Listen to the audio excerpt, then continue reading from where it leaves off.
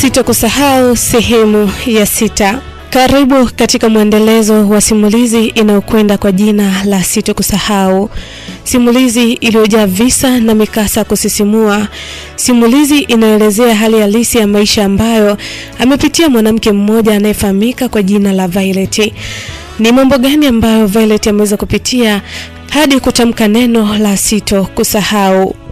Mtunzi na msimuliaji wa simulizi hii ni mimi Faraja Simkwai. Unaweza kunipata katika mitandao ya kijamii Facebook, Instagram, TikTok pamoja na YouTube. Napatikana kwa jina la Faraja Simkwai. Sehemu iliyopita tulishia pale ambapo mume wake Violet anayefahamika kwa jina la Daniel amemwambia ukweli kwamba hajawahi kumpenda hata mara moja Violet. Alimfuata Violet ni kwa sababu ya kipato chake alichonacho, lakini mapenzi yake yote yapo kwa mwanadada anayefahamika kwa jina la Aisha. Violet baada ya kusikia maneno yale kutoka kwa mume wake alijisikia vibaya, kwa sababu aliamini kwamba mume wake Daniel ndiye aliyekuja kuziba nafasi ya kipenzi chake aliyefahamika kwa jina la Martin, ambaye aliuawa baada ya gari lake kulipuliwa huko nchini Kongo. Hivyo baada ya kumpata Daniel aliamini kwamba huyu ndio mwanaume ambaye ataziba nafasi ya Martin. Violet anaendelea kutuambia, anasema baada ya kupata maneno yale kutoka kwa mume wangu kwa usiku ule, kiukweli sikupata hata lepe la usingizi.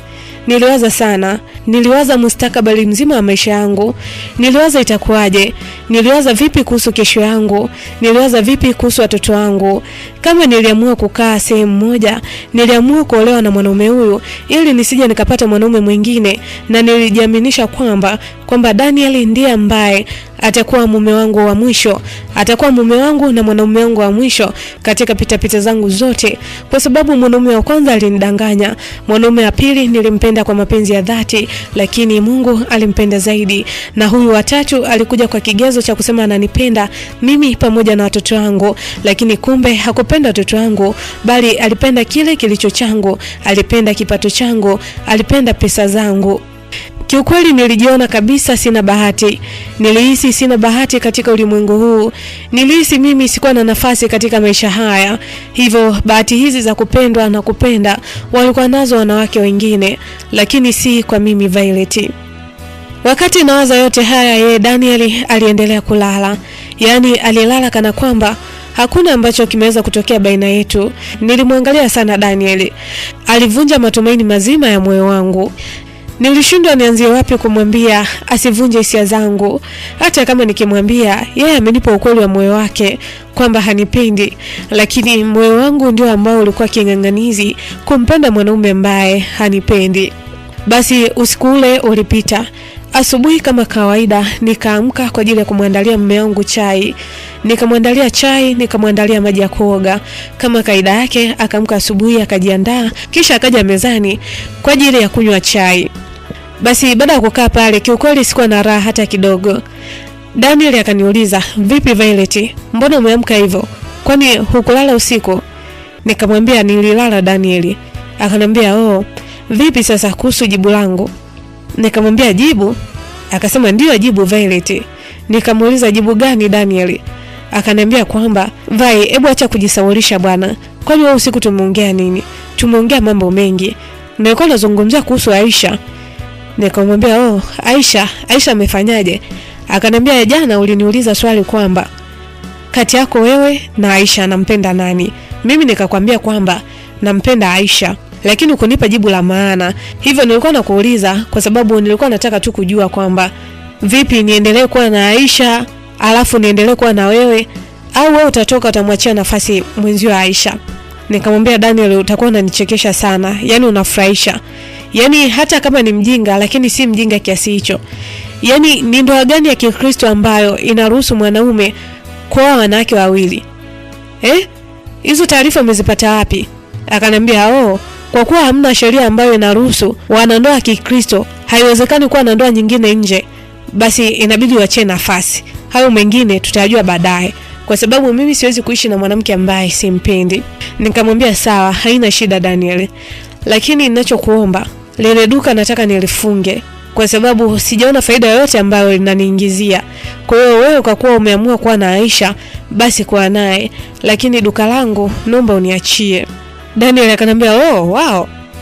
Nikuachie duka?" Yaani maneno yote hayo kumbe ulikuwa unatafuta tu namna ya kuweza kuniambia nikuachie lile duka lako, si ndio? Yaani ulikuwa unajifanya kwamba unaniuliza maswali yasiyokuwa na majibu. Kumbe unakitaka kile kiduka chako. Kwa taarifa yako, sina shida na lile duka lako. Unaweza kulichukua hata sasa. Hata hivyo siendi dukani. Nikamwambia, "Oh, sawa. Nitaenda mimi." Akasema, nenda fungua hizo hapo. Unaweza kuchukua." Nikamwambia, "Sawa, asante Daniel." Akasema, "Sawa poa. Kwa sababu mwenyewe nikimaliza kunywa chai, kuna sehemu naenda." Nikamwambia, "Daniel, kwa nini umebadilika hivyo? Ina maana hunionei hata chembe ya huruma?" "Daniel, unajua mimi ni mwanamke, nina moyo wa nyama, nina moyo unaoumia, nina moyo unaovuja damu, nina moyo ambao ukiumizwa unaumia, nina moyo ambao ukifurahishwa unafurahi Daniel. Kwa nini yote haya yananikuta mimi? Kwa nini uliamua kuja kuwa sehemu ya maisha yangu? Kwa nini umekuja kuja kuwa sehemu ya maumivu yangu? Kwa nini Daniel? Ni kipi kikubwa ambacho nimekufanyia katika maisha yako hadi ukaamua kuja kunilipizia kisasi kikali namna hii? Ina maana mimi Violet sina sifa kama za wanawake wengine huko nje? Eti Daniel, kwa nini unanifanyia hivi? Umeshindwa hata mara moja basi kunipa nafasi, angalau hata 10% tu zikanitosha katikati ya upendo wako. Sawa, basi mimi nimekubali wewe uwe na Aisha, lakini pia uwe na mimi, kwa sababu nakupenda mume wangu. Sihitaji tena nitoke kwako niende kwa mwanaume mwingine, kwa sababu mwili wangu si hekalu la wanaume wengi. Tafadhali naomba unielewe kwa hili Daniel. Naomba kama kuna sehemu ambayo nakosea, niambie, nitajirekebisha. Niko tayari kufanya lolote lile kwa ajili yako." Eti kipenzi changu. Daniel akaniangalia kisha akacheka. "Wewe mwanamke, kweli limbukeni wa mapenzi. Yaani wewe ni maskini wa kupendwa. Yaani ufanye kitu chochote kwa ajili yangu, kwa ajili ya kuweza kubadilisha moyo wangu. Hapana Violet, nitakuwa nimekudanganya. Yaani sijawahi kupenda, ukizingatia wewe ni mama wa watoto tayari. Ushawahi kusikia au kuona wapi kwamba uwanjani wanacheza mpira timu moja ikaanza na magoli 2-0? Ni mchezo gani huo ambao umewahi kuona? Uniambie na mimi nikuthibitishie kwamba nipo tayari kuwa na wewe mama mwenye watoto 2, tena wa baba tofauti.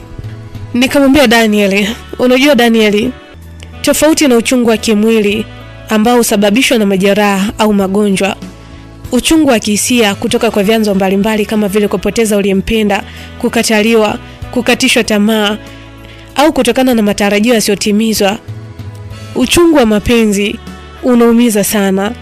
Uchungu wa kukataliwa unaumiza sana. Daniel, mimi nimekuwa ni mtu wa kuumizwa katika mapenzi. Nimekuwa ni mtu wa kuumizwa katika mahusiano. Sikupanga wala sikutaka yatokee haya yote katika maisha yangu. Ni vile tu hali ya maisha ambayo nimeyapitia katika familia yangu ndio hali iliyonipelekea mimi kujikuta niko hapa. Daniel, kukubali kufunga ndoa na wewe sio kwamba sikuwaona wanaume wengine. Niliwaona na walikuwepo ni wengi. Ni kwa sababu moyo wangu na macho yangu na fikra zangu zilikuchagua wewe pekee, ambao moyo wangu uliamini kwamba wewe ni mwanaume pekee wa maisha yangu ambaye utanifaa katika maisha yangu ya sasa na hapo baadaye. Kwa nini umeamua kuchagua njia hiyo Daniel? Umechagua njia ya kuniumiza. Asante sana kwa kuwa nimejaribu kukulazimisha, nimejaribu kukubembeleza uweze kunipenda, lakini naona kabisa huna hata chembe ya upendo kwangu. Sawa, asante. Mimi nashukuru kwa malipo yako. Asante kwa kunilipa maumivu katikati ya upendo wangu. Nakushukuru sana. Daniel akaniambia, "Bwana we, hata chai yenyewe na hiyo na nzito kweli. Yeni nakunywa chai unaniongelesha maneno kibao. Haya, amua utakachokifanya. Kwanza kuanzia sasa, sitaki uendelee kunifuatilia maisha yangu. Ili mradi ukweli umeujua mwenyewe, kwa sababu mimi sikutaka kukuambia ukweli mapema, lakini wewe kielele chako kikakufanya ukaugundua ukweli mapema, ukweli usiokuhusu. Hayo ni juu yako na hayo ni mambo yako, na hicho ni kielele chako." Daniel akaongea hayo kisha akanawa akaondoka. Nikabaki pale nimejinamia, niliwaza sana. Hivi kwa nini mimi Violet huwa nateseka tu katika mahusiano? Basi ikabidi nimpigie mama simu. Nikampigia mama simu nikamwelekeza kila kitu ambacho kimetokea baina yetu mimi pamoja na Daniel. Mama akaniambia, "Mwanangu, ndoa ni uvumilivu. Inatakiwa uvumilie kwa sababu huyo ni mume wako wa ndoa. Na itakuwa aibu kama utarudi nyumbani kwa sababu dada yako alirudi nyumbani ni kwa sababu yule mwanaume alienda tu kuishi naye, hawakufunga ndoa na hamna hatua zozote ambazo alizifanya kwa ajili ya kukamilisha ndoa yao. Lakini kwa upande wako, wewe tayari ni mke wa mtu. Kila kitu mmekamilisha, mmetoa mahari, mmefunga ndoa, japo mmefunga ndoa ya serikalini, lakini huyo ni mume wako. Itabidi ukae. Maisha ni changamoto, maisha ya ndoa ni mitihani. Kwa hiyo hilo ni jaribu la ndoa yako, itabidi ulivuke." Na siku zote huwa nakwambia kwamba hakuna jaribu ambalo linapita katika mikono ya mtu ambalo halina njia ya kutokea. Nadhani umenielewa mtoto wangu, si ndio? Nikamwambia, "Mama, mimi nateseka sana. Unajua mama, Daniel ameniambia kwamba hanipendi. Ameniambia kwa macho makavu bila kupepesa macho wala kigugumizi. Ameongea huku akiniangalia usoni kwamba hajawahi kunipenda hata mara moja. Alikuja kwangu kwa ajili ya kufuata kipato changu tu nilichonacho, kwa ajili ya kumsogeza kimaisha. Lakini kitu kingine mama, unachukulia kiurahisi hili swala la Dani kutoa hela za dukani, hela ya mtaji mamangu. Unajua saizi nimeuza mashamba yote kwa ajili ya kuongezea mtaji katika duka lile. Saizi sina hata shamba na jicho pekee lililobaki ni pale dukani." Mama kaniambia, "Oh, sawa. Basi kama unaona umwamini mume wako pale dukani, basi mwe mnaenda wote, au kama mwezi kwenda wote, mtafuteni kijana ambaye mtamweka pale dukani ili awe analetea mahesabu usiku. Alafu Daniel atafute kazi zingine huko mtaani." Nikamwambia, "Ndio mama, nimemwambia hivyo Dani. Nafungua dukani ameniachia." Mama kaniambia, "Ni vizuri. Basi wewe unaweza ukaenda kuendeleza kuuza biashara yako." Nikamwambia, "Sawa mama, asante kwa ushauri wako." Akaniambia, "Sawa, lakini ninachokushauri mtoto wangu, usije ukasubutu kutoka katika ndoa yako. Ndoa ni ngumu siku hizi mtoto wangu. Mabinti wengi wanalilia ndoa. Ni bora ukabaki kwenye ndoa, ukaficha makucha ya ndoa yenu. Ficha madhaifu ya mume wako. Usiyataje hadharani, usiyatoe hadharani madhaifu ya mume wako, kwa sababu ukimchafua mume wako umejizalilisha wewe, kwa sababu mwanaume aliye bora nyuma yake kuna mwanamke bora. Kwa hiyo hakikisha unaficha madhaifu ya mume wako, sawa mtoto wangu?" Nikamwambia, "Sawa mama, lakini naona kabisa maisha ya ndoa amenishinda. Kwa sababu kama mwanaume ananiambia kwamba hawezi kuwa na mwanamke ambaye tayari nina watoto wawili, tena wa baba tofauti, manake ananichukulia tofauti. Lakini nitajitahidi mamangu, nitafuata ushauri wako. Nitaficha yale mabaya yote ambayo Daniel ananionyesha." Mama akasema, "Sawa, haina shida binti yangu." Basi tukaagana na mama, kisha na mimi nikaenda dukani. Basi baada ya kufika dukani, jamani, siku zote huwa nafika dukani huwa siangalii bidhaa, huwa naangalia juu. Nilikuta asilimia kubwa ya vitu vimeisha mule dukani. Kwenda kuchungulia store, nikakuta hamna mzigo hata mmoja. Zaidi kuna maboksi na mifuko tu. Nikajiuliza vitu vyote ambavyo huwa nanunua hapa vinaenda wapi? Au ndo Daniel tayari alikuwa anampelekea Aisha vitu hivi? Basi wakati nimekaa pale, baada ya nusu saa wakaja watu. Na wale watu walitoka katika ofisi ya mikopo. Baada ya kufika pale akaniambia, "Samahani dada, mwenye duka yuko wapi?" Nikawaambia, "Mwenye duka ametoka kidogo, ila nipo mimi mke wake. Kama kuna shida yoyote, mnaweza mkaniambia mimi." Wale watu wakasema, "Oh, sawa. Kwa kuwa na wewe ni mke wake basi haina shida. Dada, kilichopo hapa ni hela inatakiwa kulipwa. Mume wako alikopa hela milioni 3 na hajarejesha. Ni miezi 6 sasa. Tunamtafuta katika simu yake, hapatikani. Kila siku anatupiga kalenda. Tumeamua tuje sisi wenyewe bila kumpa taarifa." Nikasema, "Milioni 3? Milioni 3 gani?" Wale watu wakasema, "Sisi hatujui, tunachojua sisi tulimpa hela."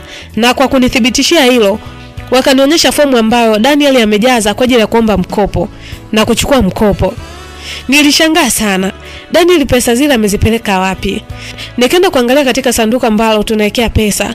Mule ndani nilikuta kuna shilingi 50,000 tu. Wale watu wakasema, "Nyie msitutanie. Kwa kuwa leseni ya duka aliliweka, hivyo tunafunga duka na kiasi chochote ambacho kiko humu ndani tutakichukua." Kisha akanitoa mule ndani ya duka na kunipeleka nje msobe.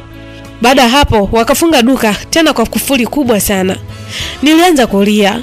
"Daniel, kwa nini umenifanyia hivi?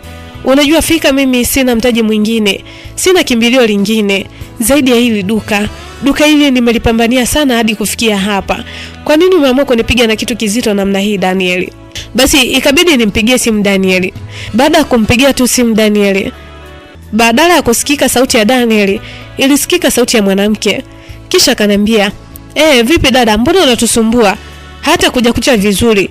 Ushaanza kupiga simu, vipi unatudai figo? Nikamwambia, dada samahani, sikujui hunijui.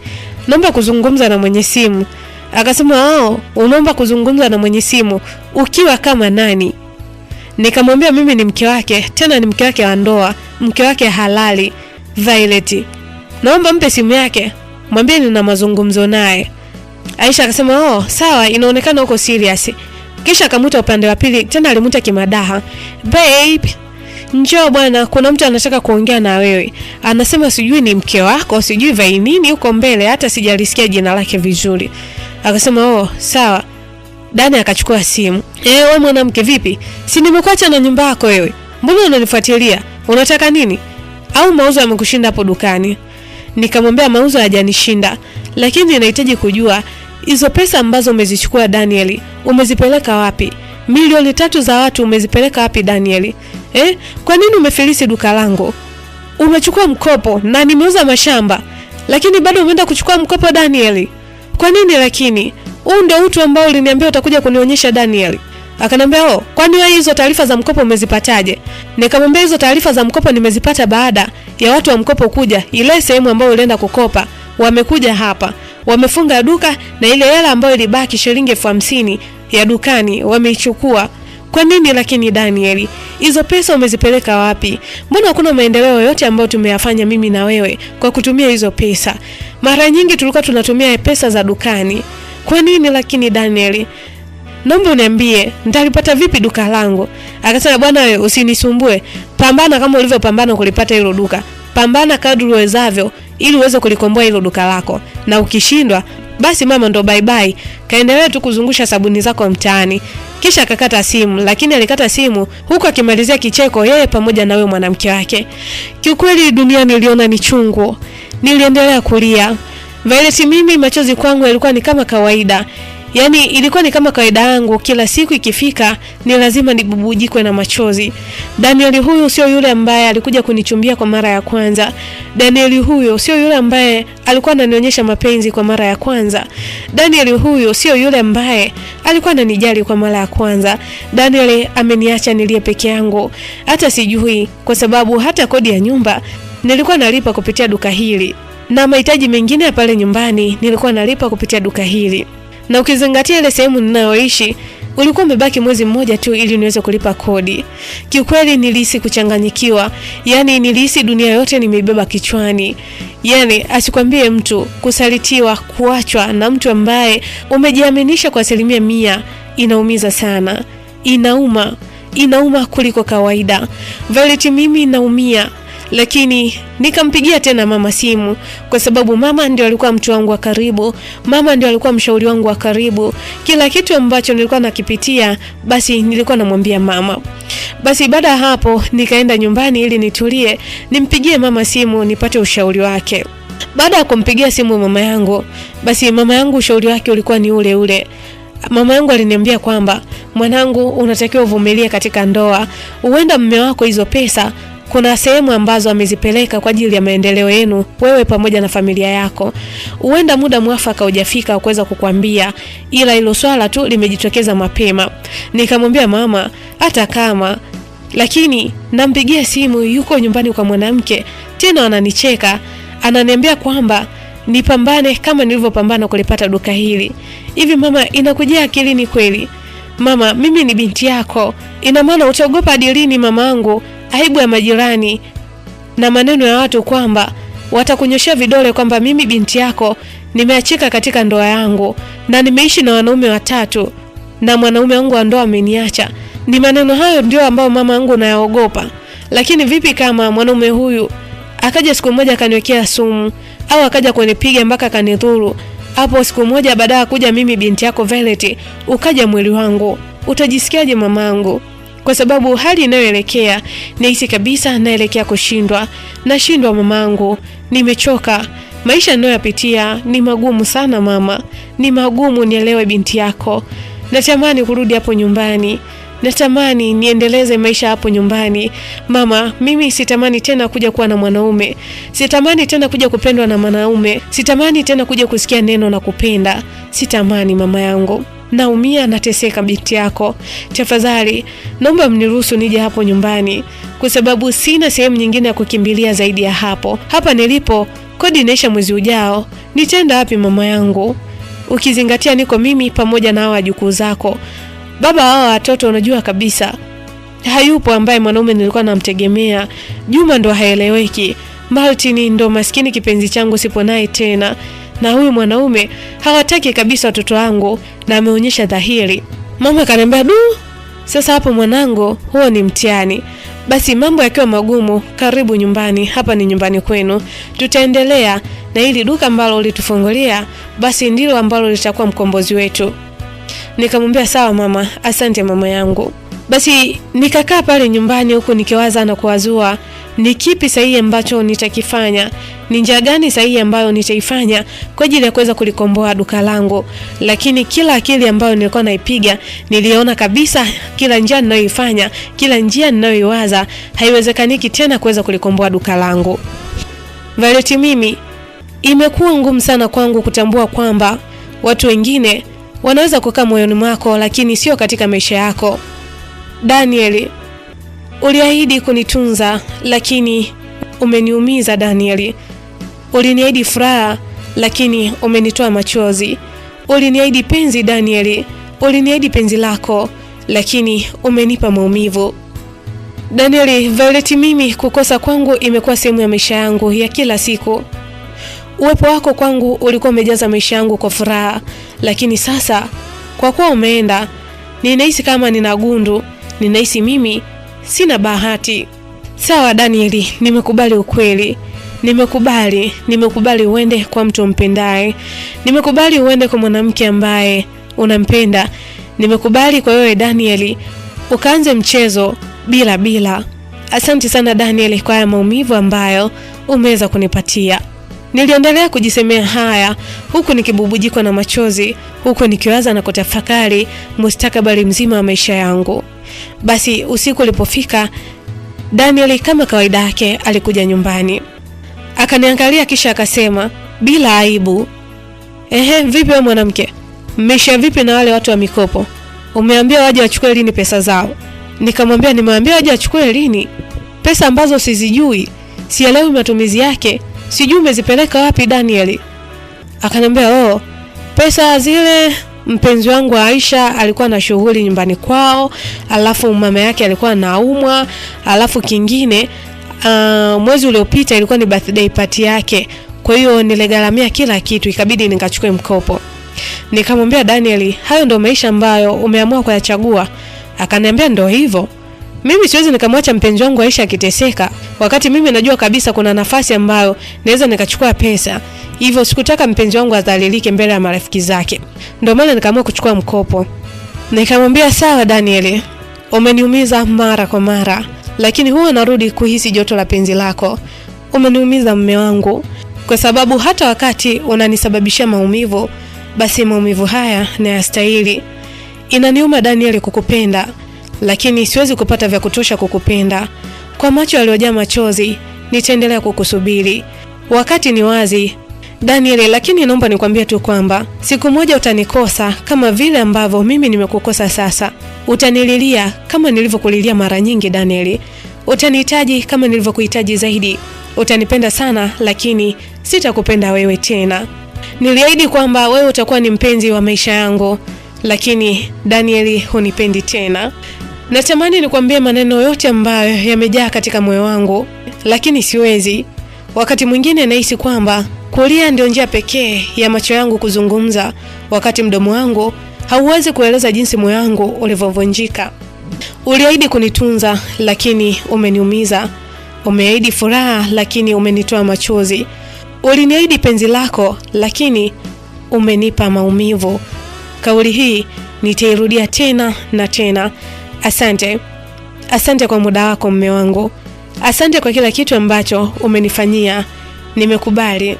Nikamwambia Daniel, nimeamua kwa moyo mmoja. Mimi kesho nitaenda nyumbani. Mimi nitakuacha.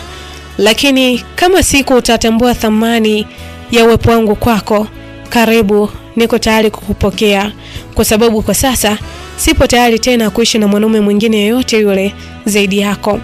Nitakuacha uwe huru, sitachukua kitu chochote humu ndani zaidi, nitachukua watoto wangu tu.